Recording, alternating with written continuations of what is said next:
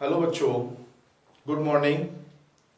आज हमारा नया टॉपिक शुरू होता है प्रकाश का विवर्तन, डिफ्रैक्शन ऑफ लाइट। प्रकाश का विवर्तन, प्रकाश का विवर्तन, diffraction of light, diffraction of light. प्रकाश का विवर्तन किसे कहते हैं? ठीक है, देखिए इसको डिफाइन कैसे करते हैं। जब प्रकाश बहुत बारीक छिद्र, किसी स्लिट या बहुत शार्प एज, जैसे आप ब्लेड की एज कहते हैं, जब ब्लेड होता है बहुत बारीक, यानी कि बहुत बारीक छिद्र या बहुत बारीक एज से, मान लीजिए स्लिट है बहुत बारीक, इससे गुजरता है तो वो अपने मार्ग से मुड़ जाता है, यानी कि वो किनारों पर जो है वो किनारों पर मुड़ जाता है, किनारों पर मुड़ जाता है। इस किनारों पर मुड़ना, आंशिक रूप से मुड़ना, ये घटना हमारा क्या कहलाता है? ये प्रकाश का विवर्तन कहलाता है। ठीक है, तो प्रकाश का किसी शार्प एज या किसी बारीक छिद्र से गुजरने पर उसके किनारों पर मुड़ना, यही हमारा प्रकाश का विवर्तन कहलाता है। ठीक है, विवर्तन के लिए शर्त क्या है?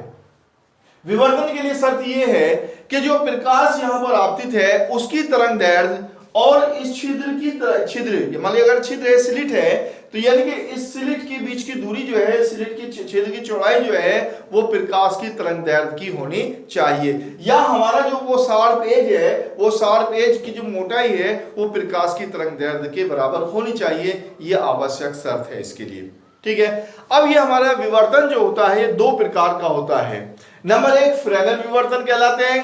देखो दो प्रकार, दो विभाजित कहलाता है। नंबर एक फ्रेनेल विवर्तन, फ्रेनेल विवर्तन, और दूसरा होता है हमारा फ्राउनहोफर विवर्तन, फ्राउनहोफर विवर्तन।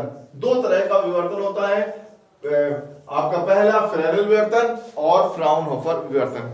फ्रेनेल विवर्तन और इसमें क्या अंतर है? ठीक है, अगर हमारा प्रकाश स्रोत और वो हमारा जो जिससे विवर्तन हो रहा है और हमारा पर्दा, ये सीमित दूरी पर हो और इनके लिए लेंस का इस्तेमाल ना किया गया हो, ये हमारा स्लिट हो गया, ये हमारा यहां पर पर्दा हो गया और यहां पर हमारा प्रकाश स्रोत हो गया, ये प्रकाश स्रोत, अगर ये यहां से एक सीमित दूरी पर है, यानी कि इसके बीच में या ना लेंस हमने इस्तेमाल किया है, तो पर्दे पर जो विवर्तन हमारा प्राप्त होता है, ये हमारा पर्दा है, इस पर्दे पर हम विवर्तन देखते हैं। तो पर्दे पर जो हमारी ये स्लिट हो गई, हमारी ये हो गया स्लिट। ठीक है, तो यहां पर्दे पर जो विवर्तन हमें प्राप्त होता है, इस विवर्तन को हम क्या कहते हैं? इस विवर्तन को हम फ्रोनल विवर्तन कहते हैं। क्या कहलाता है? ये हमारा फ्रोनल विवर्तन कहलाता है। अब अगर हमारा प्रकाश स्रोत या पर्दा हमारे अनंत दूरी पर हो, बहुत ज्यादा दूरी पर हो, ठीक है, तो तब हम इसके लिए क्या इस्तेमाल करते हैं? इसके लिए हम लेंस इस्तेमाल करते हैं। ये हमारा अनंत दूरी पर है, तो यहां से ये समांतर किरणें आती है अनंत से, तो यहां पर अगर हम लेंस इस्तेमाल करें, तो लेंस इस्तेमाल करने पर यहां हम पर्दे पर इसका विवर्तन हम देखते हैं, तो ये विवर्तन हमारा फ्राउनहोफर विवर्तन कहलाता है। ठीक है, तो पहला फ्रेनेल विवर्तन और दूसरा फ्राउनहोफर विवर्तन। अगर हमारा ये परिमित दूरी पर है दोनों, या प्रकाश स्रोत भी और ये भी, और इसमें लेंस का इस्तेमाल नहीं किया गया, तो विवर्तन जो प्राप्त होता है फ्रेनेल विवर्तन कहते हैं। और फ्राउनहोफर के लिए क्या होता है? यहां पर हमारा ये अनंत दूरी पर हो प्रकाश स्रोत या पर्दा, और इसके लिए हम लेंस का इस्तेमाल करते हैं, तो ये हमारा फ्राउनहोफर विवर्तन कहलाता है। ठीक है, तो ये था हमारा। अब आगे हम डिस्कस करेंगे एकल झिल्ली द्वारा प्रकाश का विवर्तन कैसे होता है। एकल झिल्ली द्वारा प्रकाश का विवर्तन। अब देखिए इसके लिए हम क्या अरेंजमेंट करते हैं। इसके लिए एक कांच की एक स्लाइड लेते हैं, जैसे आपने बायोलॉजिकल स्लाइड देखी होगी। एक स्लाइड होती है, कांच की प्लेट होती है पतली, आपने लैब में भी देखा होगा, जहां पर टेस्टिंग वगैरह करते हैं, ब्लड टेस्ट वगैरह, वहां पर वो स्लाइड पर लेते हैं। तो स्लाइड होती है, कांच की स्लेब होती है जो ट्रांसपेरेंट होती है। ठीक है, उसके एक सिरे पर एक तरफ हम काला पेंट कर देते हैं, एक तरफ जो है वो काले पेंट से पोत दी जाती है। क्या किया हमने? इस एकल झिल्ली द्वारा प्रकाश के विवर्तन को देखने के लिए एकल झिल्ली द्वारा प्रकाश का विवर्तन, एकल झिल्ली द्वारा प्रकाश का विवर्तन, प्रकाश का विवर्तन। अब अगर हम एकल झिल्ली द्वारा प्रकाश का विवर्तन हमें देखना है तो इसके लिए हमें कांच की स्लेब लेते हैं, कांच की पट्टी लेते हैं, उस पर एक तरफ काला पेंट कर देते हैं। अब जिधर हमने काला पेंट किया है उस तरफ ब्लेड से दाब लगाकर, ब्लेड या चाकू से हम दाब लगाकर एक बार दाब ऐसे लगाते हैं और दाब लगाकर हम छोड़ देते हैं, तो ये एक बारीक शार्प एज बन जाती है, यहां से शार्प बन जाती है। अब क्या करते हैं, अब इसको हम ये सपोज करो हमारे सामने ये कोई हमारा प्रकाश स्रोत रखा है, ठीक है। अब यहां से हम इसको सामने रखकर ऐसे इसको सामने रखकर इस प्रकाश स्रोत को हम देखते हैं।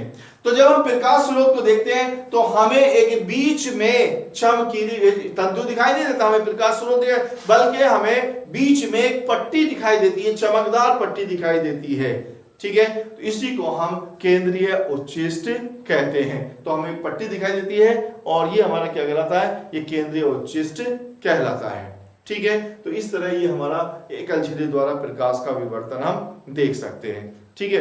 दूसरा हम सेलोफोन का पेपर भी ले सकते हैं। सेलोफोन का पेपर लेके उसमें ब्लेड के द्वारा बारीक दाब लगा के बन जाती है और उसके द्वारा देखते हैं तब भी हमें ये दिखाई देती है। इसी को हम क्या कहते हैं, एकल झिल्ली द्वारा प्रकाश का विवर्तन कहते हैं।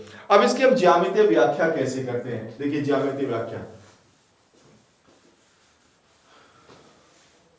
एकल झिल्ली द्वारा प्रकाश के विवर्तन की ज्यामितीय व्याख्या। देखिए ये हमारा प्रकाश स्रोत है S, ठीक है। इससे कुछ दूरी पर एक यहां पर हम लेंस लेते हैं और ये हमारा यहां पर स्लिट है,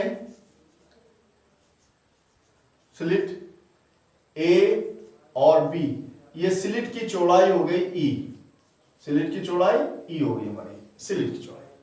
आप जानते हैं स्लिट की चौड़ाई तरंग दैर्ध्य के इक्विवेलेंट होनी चाहिए। यहां पर हमारा एक पर्दा है जिस पर हम विवर्तन देखना है, ये हमारा पर्दा हो गया, और यहां पर एक लेंस और रखते हैं इसके आगे जो पर्दे पर इसको फोकस करता है, ठीक है। अब यहां से प्रकाश किरण चली, ये प्रकाश किरण यहां से चलती है, ये देखिए ये यहां से सीधी निकलती है, ठीक है। अब ये प्रकाश किरण सीधी निकलने वाली तो ये बिल्कुल बिना विचलित हुए सीधे निकल जाती है, बिंदु O पर मिलेगी जाकर, ठीक है। दूसरी किरण ये चली समांतर, ये समांतर किरणें चल रही हैं, समांतर किरणें चली। अब यहां पर जो क्या करेंगे, यहां पर इसका विवर्तन होगा, विवर्तन होने पर ये किरण इधर को मुड़ जाएगी, विवर्तित हो जाएगी,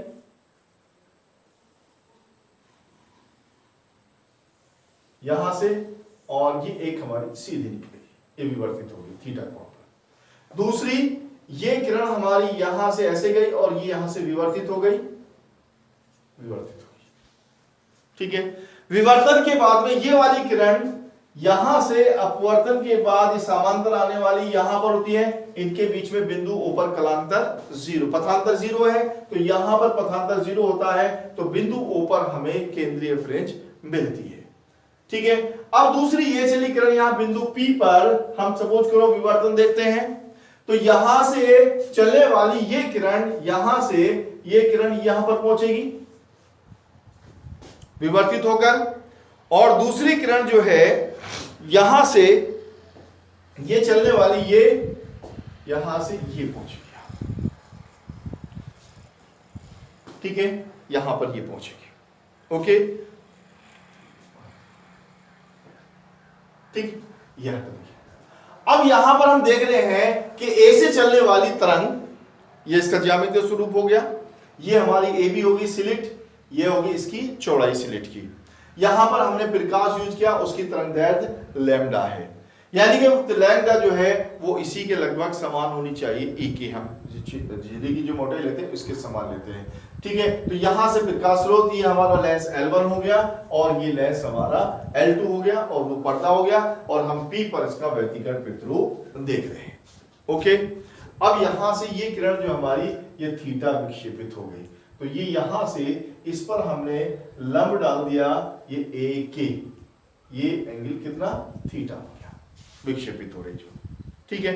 अब यहां ए से चलने वाली किरण, ए से जो किरण चलती है, अब हम निम्नलिखित व्याख्या करते हैं। पहले करेंगे उच्छिष्ट कहां पर बनेगा।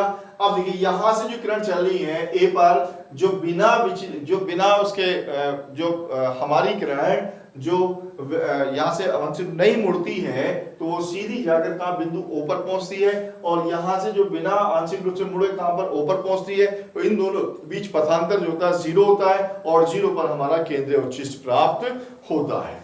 ठीक है। उसके बाद में अब जो किरण यहां से आंशिक रूप से मुड़ती है, विवर्तित होती है, तो देखिए ये ए पर चलने वाली पी तक एपी दूरी तय करती है, और बी से चलने वाली तरंग यहां से बी तक ये बीपी दूरी तय करती है। अब दोनों के बीच में पथांतर आ जाता है। यहां ए से हमने इस पर लंब डाल दिया, ए के हमारा होगा, तो ये बी के हमारा पथांतर हो गया। बी के क्या हो गया, इसका पथांतर हो गया। ठीक है। पथांतर कितना हो गया, पथांतर होगा हमारा बिंदु P पर मिलने वाली तरंगों के बीच पथांतर, प्रकाश तरंगों के बीच पथांतर, क्या होगा, ये हो गया हमारा बी के। ठीक है। अब बी के का मान हम निकालेंगे कितना होगा। आप जानते हैं त्रिभुज हम ये लेंगे ए बी के, ये 90 डिग्री हो गया। त्रिभुज ए बी के में साइन थीटा बराबर होता है लंब बटे कर्ण। लंब हमारा हो जाएगा बी के, ठीक है, और कर्ण हो जाएगा हमारा ए बी, तो हो जाएगा बी के अपॉन ए बी, और ए बी हमारा किसके बराबर है, ई के बराबर है, तो हो जाएगा साइन थीटा बराबर हो जाएगा बी के अपॉन ई। तो यहां से आ गया हमारा बी के बराबर ई साइन थीटा। ये हो गया इन दोनों के बीच पथांतर, हो गया समीकरण नंबर 1 हो गई। ठीक है। तो ये हो गया हमारा पथांतर आ जाता है। ठीक है। अब हम क्या करें, अगर हम इन दोनों को दो भागों में बांट लें, यानी कि छिद्र को, ये जो हमारा स्लिट है, स्लिट की मोटाई को दो भागों में बांट, एक भाग वो हो गया और एक भाग ये हो गया। ठीक है। तो ऊपरी भाग से, जो हमारा ऊपरी भाग है, आधा भाग, इससे चलने वाली तरंग, जो यहां से तरंग चलती है, यहां से तरंग चलेंगी, उनके बीच में पथांतर λ/2, और नीचे से वाली चलेगी, इनके बीच में पथांतर भी क्या होगा, λ/2 होगा। इनके बीच में पथांतर λ/2, और उनके बीच में पथांतर हमारा कितना हो जाएगा, λ/2 हो जाएगा। ठीक है।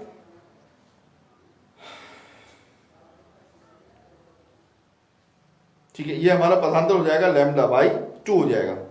ठीक है। अब λ/2 जो है, जब पथांतर λ/2 होता है, तो ये विनाशी व्यतिकरण के लिए होता है, यानी कि विनाशी व्यतिकरण के लिए क्या होता है, हमारा पथांतर जो होता है वो λ/2 होता है। ठीक है, निम्नलिखित के लिए। तो यहां अब जो निम्नलिखित बनेंगे, यहां इसके जो हमारा केंद्रीय उच्छिष्ट है, इसके ऊपर भी बनते हैं और इसके नीचे बनते हैं, दोनों जगह बनते हैं। ठीक है। तो निम्नलिखित ऊपर भी बनेगा और निम्नलिखित नीचे भी बनेगा। ठीक है। तो इसके लिए निम्नलिखित के लिए हो जाएगा हमारा ई साइन थीटा बराबर बी के बराबर प्लस माइनस लैम्डा। ई साइन थीटा बी के बराबर plus minus lambda. Plus minus क्यों लिया हमने, प्लस माइनस लिया कि ये दोनों तरफ हमारा निम्नलिखित बनता है, केंद्रीय उच्छिष्ट के ऊपर भी और केंद्रीय उच्छिष्ट के नीचे भी बनता है। ठीक है। अब यहां अगर हम एमवे उसके लिए, एमवे निम्नलिखित के लिए, किसके लिए लें, एमवे निम्नलिखित के लिए। ठीक है। अगर बिंदु P पर हमारा m1 निम्नलिखित बनता है, m1 निम्नलिखित है, तो इसके लिए क्या होता है, ये हो जाएगा हमारा e sine theta is equal to plus minus m lambda, और m बराबर हो जाएगा 1 2 3 4, ये हो जाएगा। अगर हम m का मान 0 रखते हैं, तो 0 रखने पर हमारा 0 हो जाएगा, तो फिर हमारा क्या ऊपर आएगा, और ऊपर जो हमारा केंद्रीय उच्छिष्ट होता है हमारा, वो यहाँ पर केंद्रीय उच्छिष्ट होता है, और केंद्रीय उच्छिष्ट में हमें अधिकतम तीव्रता दिखाई देती है। अब चूंकि साइन कोण थीटा बहुत छोटा है, जब थीटा बहुत छोटा है, तो साइन थीटा बराबर हमारा थीटा हो जाएगा, साइन थीटा को थीटा ले लेंगे, तो फिर क्या हो जाएगा यहाँ पर ई थीटा बराबर प्लस माइनस m लैम्डा।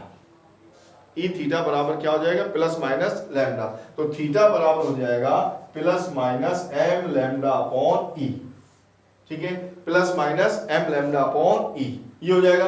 अब यहां से हम क्या करेंगे, पहले हम प्रथम उच्चिष्ट के लिए देखें, प्रथम निम्निष्ठ के लिए m बराबर 1 रखेंगे। तो निम्निष्ठ की स्थितियां क्या मिलेगी, निम्निष्ठ की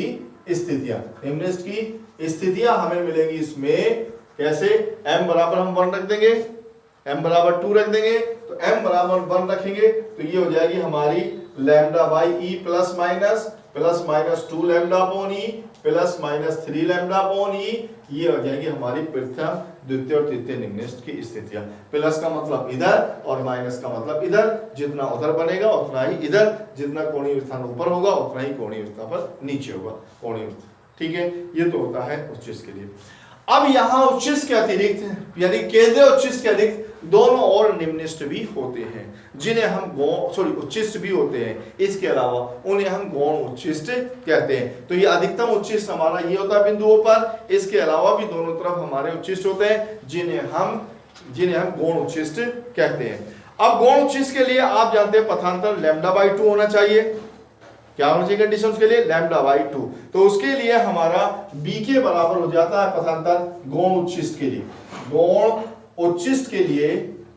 उच्चिष्ट के लिए हमारा पथांतर बराबर हो जाता है, पथांतर b के बराबर ये हो जाएगा m plus minus m plus 1 2m plus 1 lambda by 2 हो जाता है।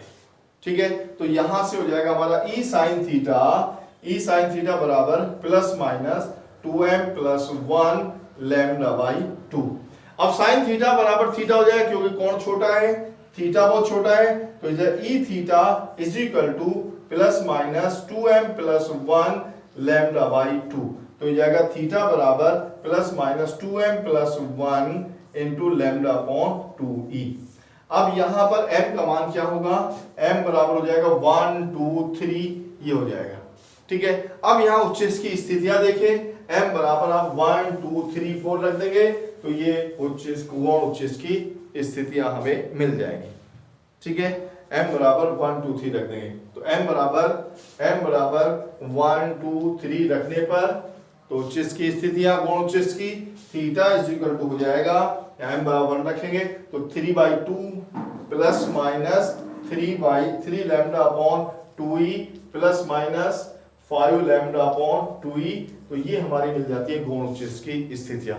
यानी गौण उच्चिष्ट भी हमारे केंद्र उच्चिष्ट के दोनों ओर होंगे, ऊपर भी और नीचे भी होंगे। प्लस के लिए ऊपर ले लेंगे, माइनस के लिए नीचे। तो पहला 3 लैम्डा अपॉन 2e, ठीक है, इधर माइनस 3, इधर भी 3 लैम्डा अपॉन 2e होगा और उधर भी 3 लैम्डा अपॉन 2e होगा। तो ये था हमारा ये विवर्तन प्रतिरोध।